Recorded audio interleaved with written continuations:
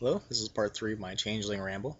Uh, there's lots of information in the Changeling game, and I think I haven't run it to this point because I've kind of been daunted by it. But that's not necessarily a bad thing. I really like all the depth and the layers of stuff in this game. Uh, I think I'm just going to have to read through it several times and know it like the back of my hand and then run it. I kind of thought I'd have more time to read, but the game that I was in and folded. So I kind of stepped up and said, I'll try to run something. So I got a little kickstart, I guess, by just the other person not running the game anymore. But that's okay. Gives me a reason to do this stuff. Uh, so like I said, changelings don't really trust people, and they use pledges, verbal agreements, and contracts with inanimate objects.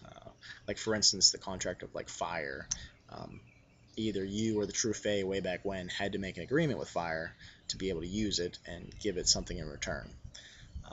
For the contracts are kind of like spells in the Changing game. They usually have a different cost and glamour. They also have catches, however.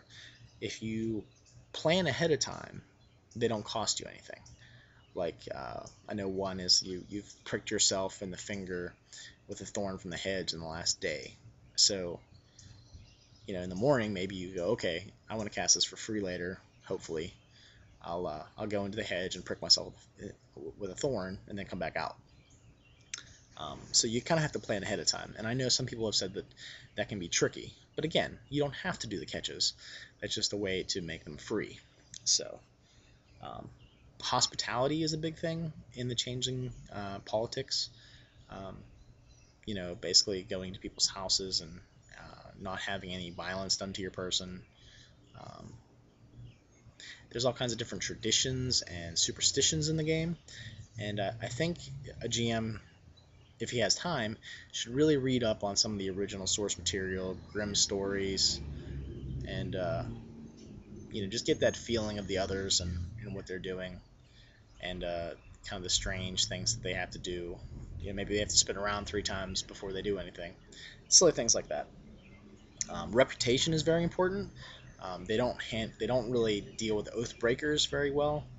Um, you know, if you're not trustworthy and it's proven that you're not trustworthy, they're really not going to help you out that much. They will still help you against the true Fae because they hate them more, but they're not going to really trust you that great.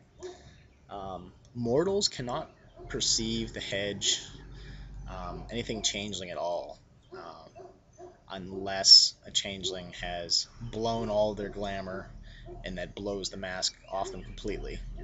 Or if a doorway opens and there's a mortal behind you and you step into the hedge. In the hedge, changelings are their main. There's no mask. The mask is just in the mortal world. So that's something to keep in mind. Um, the different courts, the 4 courts, want people to join them, obviously. And there's some political intrigue between the courts, so that's important. And for those who have never run a political game, I'm not that great at running a political game, but I'm going to try. I'm really going to try to come up with some secrets and some behind-the-scene things to make happen. So there's freeholds, there's courts. The courts grant contracts, which are like those spells. And I don't know. It's getting a little noisy back here. Maybe I should.